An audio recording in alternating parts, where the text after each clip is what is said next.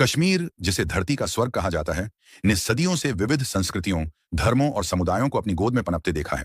इसी भूमि पर कश्मीरी पंडितों ने सदियों से अपने ज्ञान, संस्कृति और परंपराओं का दीप जलाए रखा। लेकिन 1990 का दशक उनके लिए त्रासदी का प्रतीक बन गया। एक ऐसा समय जब हजारों वर्षों से वे जिस भूमि पर रहते आए थे, उसी से उन्हें निर्वासित होना पड़ा। कश्मीरी पंडित कश्मीर घाटी के मूल निवासी हैं और वे सदियों से वहां सांस्कृतिक और बौद्धिक जीवन के केंद्र में रहे हैं।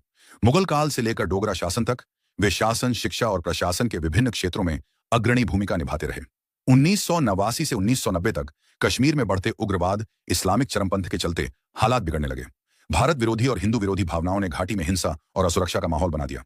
19 जनवरी 1990 की रात वह काली रात थी जब लाउडस्पीकरों से खुलेआम धमकियां दी गईं। रालिव, चलिव या गलिव, धर्म परिवर्तन करो, भाग जाओ या मर जाओ। ये दिन कश्मीरी पंडितों के लिए एक भयानक मोड़ था। लगभग 3 से 4 लाख कश्मीरी पंडितों को रातों रात अपनी मातृभूमि छोड़नी पड़ी। जिन लोगों ने जाने से इनकार किया, उन्हें निशाना बनाया गया। हत्या, अपहरण और बलात्कार जैसे जघन्य अपराधों की कहानियां सामने आईं।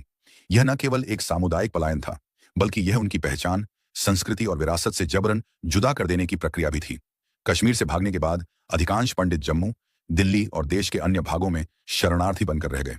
तिरपालों में बसे शिविर, सुविधाओं की कमी, बेरोजगारी और मानसिक पीड़ा, ये सब उनके दैनिक जीवन का हिस्सा बन गया। ये एक सभ्यता का टूटना था। कश्मीरी पंडितों की भाषा कश्मीरी, रीति रिवाज, मंदिर, पांडुलिपियां और शिक्षण परंपरा पलायन के बाद धीरे धीरे मुरझाने लगी। उनके कई मंदिरों को नष्ट कर दिया गया और सांस्कृतिक धरोहरों को नुकसान पहुंचाया गया। हाल के वर्षों में भारत सरकार ने कश्मीरी पंडितों की वापसी के लिए कई योजनाएं शुरू की हैं, जैसे पुनर्वास पैकेज, रोजगार योजनाएं और सुरक्षित कॉलोनियों का निर्माण। लेकिन जमीनी हकीकत अब भी जटिल है।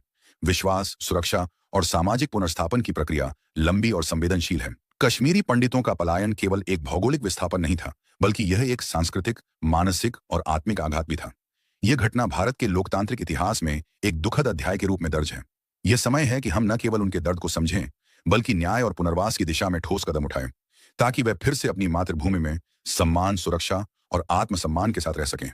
यदि आप चाहें तो मैं इसे निबंध, भाषण या लेख के रूप में अलग अलग प्रारूप में भी तैयार कर सकता हूं।